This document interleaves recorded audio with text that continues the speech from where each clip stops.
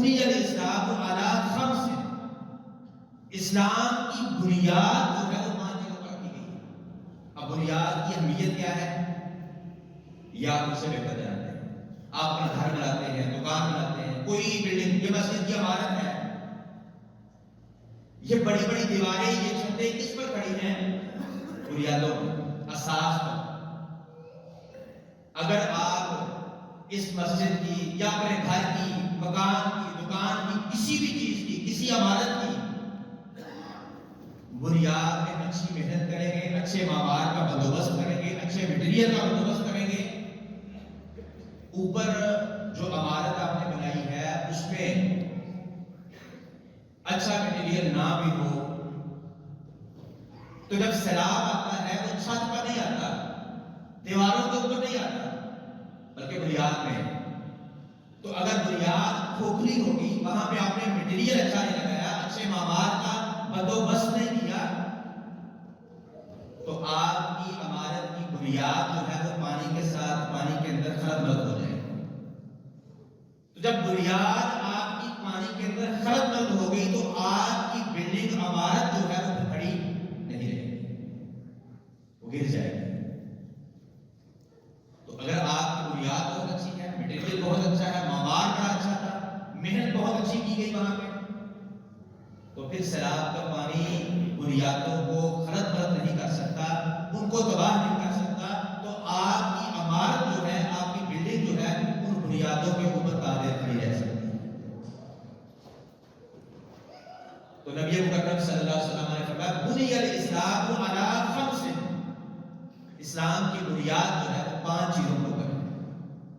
مطلب کیا ہے کہ ان 5 چیزوں کو مضبوطی کے ساتھ تھام لو،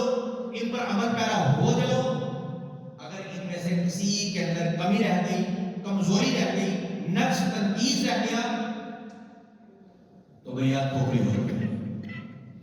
کوئی بھی سیلاب آئے گا، کوئی طوفان آئے گا، گناہوں کا، ریاکاری کا، اللہ رب العالمین کی نافرمانیوں کا، تو وہ آپ کی بنیاد کو کھوکھلا کر دے گا، خرد مرد کر دے گا، اور اسلام کی عمارت جو ہے وہ آپ کی قاعدے کھڑی نہیں رہ سکتی۔ بنی الاسلام علی خمس، 5 چیزوں پر اسلام کی بنیاد ہے، اور سب سے پہلی چیز اس کے اندر لا الہ الا اللہ محمد رسول اللہ ہے، یا اشہد ان لا الہ الا اللہ و اشہد ان محمد رسول اللہ۔ شہادتین، اللہ رب العالمین کی توحید کی، وحدانیت کی گواہی، شہادت، اور محمد رسول اللہ صلی اللہ علیہ وسلم کی رسول ہونے کی، نبی ہونے کی، آخری نبی ہونے کی شہادت سب سے پہلی چیز ہے۔ اس کے بعد یہ کلمہ پڑھ کے بندہ دائرہ اسلام میں داخل ہو جاتا ہے۔ اب اپنے آپ کو مسلمان ڈکلیئر کروانے کے لیے، باور کرانے کے لیے، مسلمانوں کو بتانے کے لیے کہ میں بھی تمہاری صف کے اندر شامل ہوں، تمہاری برادری کا بندہ ہوں، تمہاری طرح مسلمان ہوں، سب سے جو پہلی چیز ہے وہ کیا ہے؟ اقام الصلاۃ، کم از کم 5 فرض نمازوں کی ادائیگی، کم از کم 5 فرض نمازوں کی ادائیگی۔ فجر کی نماز کے 2 فرض، ظہر کی نماز کے 4 فرض، عصر کی نماز کے 4 فرض، مغرب کے 3 فرض، عشاء کے 4 فرض، کم از کم ان فرائض کی ادائیگی جو ہے، اللہ کی قسم جو یہ کرتا ہے وہ مسلم معاشرے میں رہتا ہے، مسلمانوں کو باور کرواتا ہے، لا الہ الا اللہ محمد رسول اللہ صلی اللہ علیہ وسلم پڑھنے کے بعد اس کے مسلمان ہونے کی پہلی دلیل جو ہے وہ ہے 5 وقت کی نماز۔ جو نہیں پڑھتا ہے وہ لا الہ الا اللہ محمد رسول اللہ پڑھتا ہے، دار اسلام میں داخل ہے، لیکن اللہ رب العالمین کو مطلوب اور مقصود جو مومن بنتا ہے، جو مسلم بنتا ہے، اس کی دلیل پر صادق نہیں آتی۔ بنی الاسلام علی خمس، شہادت لا الہ الا اللہ و ان محمد رسول اللہ و اقام الصلاۃ و ایتاء الزکاۃ و حج البیت و صوم رمضان۔ اللہ رب العالمین نے مال دیا، وہ مال نصاب کو پہنچا، اس پر سے سال گزرا، اب 100 میں سے 2.5 اللہ تبارک و تعالیٰ کے راستے میں نکالنا، یہ اسلام کی بنیاد میں سے ہے۔ اللہ رب العالمین نے جسمانی مالی طاقت دی ہے، زندگی میں ایک مرتبہ اپنے گھر سے بیت اللہ کا سفر کرنا، یہ اسلام کی بنیاد میں سے ہے۔ رمضان مبارک کا مہینہ آ گیا، رمضان کا چاند دیکھ لیا، تندرست ہے، عاقل ہے، بالغ ہے، اپنے شہر کے اندر گھر کے اندر موجود ہے، کوئی صحیح عذر نہیں ہے روزہ چھوڑنے کا، روزہ رکھنا یہ اسلام کی بنیاد میں سے۔ اب یہ 5 چیزیں، ان 5 چیزوں کو ان کا ادراک کرنا، ان کو سیکھنا، پھر ان پر عمل پیرا ہو جانا۔ جو بندہ ان 5 چیزوں پر ان کو سیکھ لیتا ہے، ادراک کر لیتا ہے، عمل پیرا ہے، اس کے اسلام کی بنیاد جو ہے وہ مضبوط ہے۔ باقی کمیاں، کوتاہیاں، لغزشیں، نافرمانیاں ہو جانا، یہ عمارت کی کمزوری ہے۔ تو جب بنیاد مضبوط ہے، عقیدہ توحید مضبوط ہے، عقیدہ رسالت مضبوط ہے، نماز کی ادائیگی ہے اور زکوٰۃ کی ادائیگی ہے، حج کا اگر اللہ رب العالمین نے استطاعت دی ہے حج کرتا ہے، رمضان مبارک کے روزے اس کو جو ہے وہ بلا شریعت نہیں چھوڑتا ہے، ان 5 چیزوں پر پوری طرح وہ عمل پیرا ہے، اور اس طرح عمل پیرا ہے جس طرح نبی مکرم صلی اللہ علیہ وسلم نے سکھایا ہے۔ یہ نہیں ہے کہ لا الہ الا اللہ پڑھتا ہے پھر غیر اللہ کے نام کی نظر و نیاز بھی کرتا ہے، لا الہ الا اللہ بھی پڑھتا ہے، سجدہ غیر اللہ کو بھی کرتا ہے، لا الہ الا اللہ بھی پڑھتا ہے اور دعائیں غیر اللہ سے بھی مانگتا ہے، کہ تو غیر بھی مانگتا ہے، یہ عقیدہ توحید نہیں ہے۔ یعنی لا الہ الا اللہ اس کو پڑھنا اور اس کے تقاضوں کو پورا کرنا،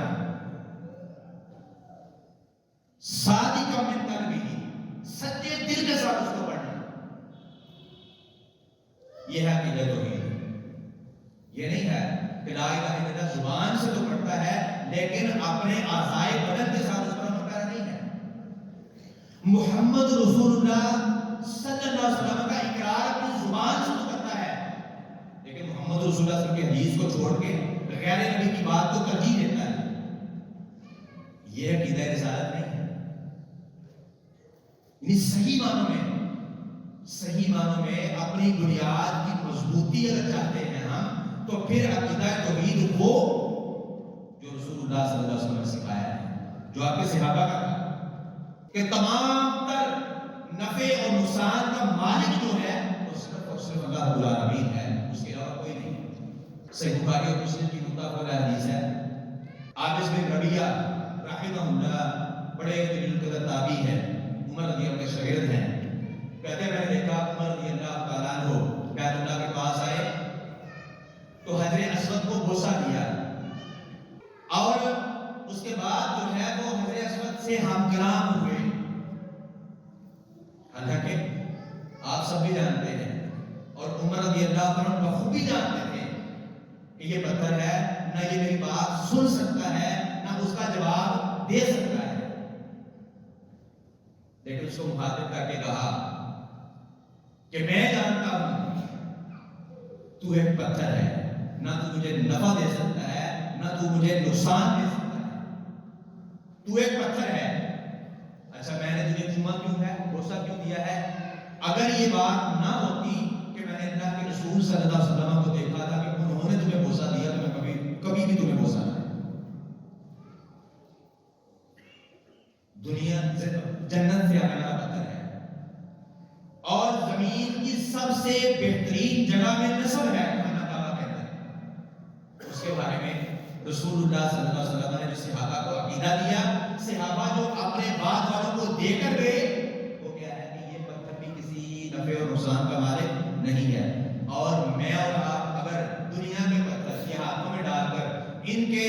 ساتھ اس کی تاثیر یہ ہے، یہ کام کرتا ہے، یہ وہ کام کرتا ہے، یہ وہ نقصان کرتا ہے، یہ فلاں کو راز آتا ہے فلاں کو نہیں آتا ہے، ایسے دنیا کے پتھروں کے بارے میں، چھوٹی چھوٹی کینکریوں کو انگلیوں میں ڈال کر پھر ان کے بارے میں عقیدہ بنا رہے ہیں، یہ فلاں کام کرتا ہے، یہ فلاں کام نہیں کرتا ہے، یہ فلاں کو فلاں نقصان دے سکتا ہے، فلاں کو لا سکتا ہے، فلاں کو نہیں آتا۔ ان پتھروں کے بارے میں نفع اور نقصان کا مالک سمجھتے، اللہ کی قسم یہ عقیدہ توحید ہے، عقیدہ رسالت نہیں ہے۔ جس طرح رسول اللہ صلی اللہ علیہ وسلم عقیدہ توحید سمجھا کر گئے ہیں کہ جب لا الہ الا اللہ پڑھ لیا پھر صرف وہی ہے، اس کے علاوہ اور کچھ نہیں ہے۔ محمد رسول اللہ صلی اللہ علیہ وسلم کا اقرار کر لیا، اب بات انہی کی ہے۔ دنیا کی کوئی بڑی سے بڑی شخصیت بھی ہو، کتنی بھی بڑی ہستی ہو، اس کی بات کی ان کی بات کے مقابلے میں کوئی وقت نہیں۔ یہ لا الہ الا اللہ محمد رسول اللہ، عقیدہ توحید، عقیدہ رسالت۔ پھر نماز، 5 وقت کی نماز، اور وہ نماز جو نبی صلی اللہ علیہ وسلم کی حدیث کے مطابق رسول اللہ صلی اللہ علیہ وسلم نے اپنے منبر پہ چڑھ کے لوگوں کو پڑھ کے دکھائی اور پھر کہا صلو کما رأیتمونی اصلی، نماز اس طرح پڑھنی ہے جس طرح مجھے ابھی پڑھتے ہوئے دیکھا ہے۔ ہم کہتے ہیں پڑھنی چاہیے جس طرح میں پڑھو، نہ پڑھنے سے یہ پڑھنے والا تو بہتر ہے نہیں، وہ پڑھنے والا بہتر ہے جو رسول اللہ صلی اللہ علیہ وسلم کی تعلیمات کے مطابق آپ کی سکھائی ہوئی نماز پڑھتا ہے، اس کے اسلام کی بنیاد مضبوط ہے۔ جو اپنی مرضی سے پڑھے، غیر نبی کے طریقے پہ پڑھے، رسول اللہ صلی اللہ علیہ وسلم کی مخالفت کرے، اس کے بارے میں یہ نہیں کہا جا سکتا کہ نہ پڑھنے والے سے بہتر ہے۔ یہ عام مسئلہ نہیں ہے۔ بنی الاسلام علی خمس، اسلام کی بنیاد ہے۔ اگر میں اور آپ چاہتے ہیں میرے اور آپ کی اسلام کی بنیاد مضبوط ہو، پھر عقیدہ توحید ہو جو رسول اللہ صلی اللہ علیہ وسلم کا، جو ابو بکر و عمر کا تھا، جو عثمان و علی کا تھا، جو طلحہ و زبیر کا تھا، 1 لاکھ سے زائد صحابہ کرام رضوان اللہ علیہم اجمعین کا تھا، تابعین، تبع تابعین، ائمہ محدثین کا تھا، وہ ہمیں سکھا کر گئے ہیں۔ وہ عقیدہ توحید، وہ عقیدہ رسالت، اس طرح کی نماز، اس طرح کا حج، یہ نہیں ہے کرنا چاہیے کوئی کس طرح کرے۔ اللہ کی قسم رسول اللہ صلی اللہ علیہ وسلم نے لوگوں کو حج کے موقع پہ فرمایا کہ شاید آج کے بعد، اس سال کے بعد میں حج کرنے کے لیے نہ سکوں، آج مجھ سے مناسک سیکھ لو، آج مجھے طریقے سیکھ لو، جس طرح حج کرنا ہے وہ طریقہ سیکھ لو۔ اگر یہ ہوتا کہ کرنا چاہیے جس طرح مرضی، تو نبی صلی اللہ علیہ وسلم کو یہ الفاظ بولنے کی ضرورت نہیں تھی۔ یہ ہوتا کہ پڑھ لو جس طرح مرضی، تو نبی صلی اللہ علیہ وسلم کو منبر پہ چڑھنے کی ضرورت، سجدے کے لیے نیچے اترنے کی ضرورت، اتنا تکلف تشدد کرنے کی ضرورت نہیں تھی۔ تو یہ حکم دیا صلو کما رأیتمونی اصلی، نماز اس طرح پڑھنی ہے جس طرح مجھے پڑھتے ہوئے دیکھا ہے، حج اس طرح کرنا ہے جس طرح مجھے کرتے ہوئے، آج مجھ سے سیکھ لو۔ زکوٰۃ کا طریقہ رسول اللہ صلی اللہ علیہ وسلم بتایا، اس کے مطابق دے۔ رمضان المبارک آیا ہے، روزے رکھنے ہیں جس طرح رسول اللہ صلی اللہ علیہ وسلم نے سکھایا ہے، سحری کھانی ہے اور سورج غروب کے ساتھ افطاری کرنی ہے۔ اگر کوئی سورج کے غروب ہونے کے ساتھ جو ہے وہ روزہ رکھے اور صبح صادق سحری کے وقت جو ہے وہ افطار کر لے تو کیا ہے، اس کو ثواب ملے گا۔ یہ کہا جا سکتا ہے کہ نہ رکھنے والے سے رکھنے والا بہتر ہے؟ نہیں، رسول اللہ صلی اللہ علیہ وسلم کی مہر نہیں ہے، آپ کا طریقہ نہیں ہے۔ صحیح مسلم میں حدیث ہے، نبی صلی اللہ علیہ وسلم نے فرمایا من عمل عملا لیس علیہ امرنا فہو رد۔ کوئی عمل بھی ہو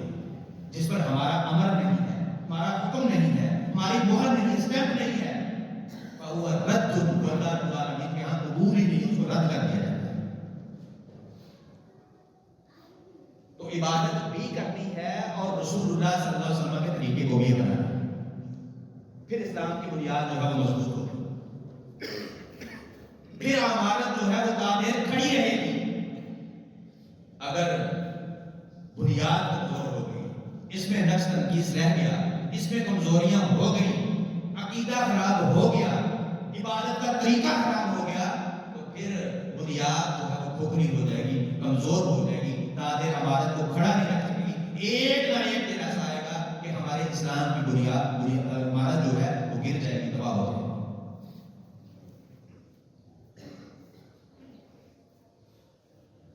تو روزہ جو ہے وہ ان 5 چیزوں میں سے ایک ہے۔ اس لیے پچھلے خطبے میں نے بڑی تفصیل کے ساتھ، کتاب و سنت کے دلائل کے ساتھ آپ کے سامنے جو ہے یہ باتیں بیان کی تھی کہ روزہ رمضان آنے سے پہلے پہلے اس کی تیاری کے لیے ہمیں کیا کرنا چاہیے، اور چند ایک اعمال ایسے کہ جو پہلے شروع کریں اور پورا رمضان اس پر پہرا دے تاکہ وہ روٹین بن جائے۔ وہ کام صرف رمضان میں کرنے والے نہیں، ساری زندگی کرنے والے ہیں، لیکن یہ ایک ٹریننگ کا مہینہ ہے کہ لوگوں کا جوش و جذبہ نیکی کرنے کا، اللہ رب العالمین کی عبادت کرنے کا زیادہ ہوتا ہے۔ تو اس میں شروع کریں گے تو ساری زندگی کی روٹین بن جائے گی۔ تو ابھی سے جو ہے اپنے عقائد کو، عبادات کو،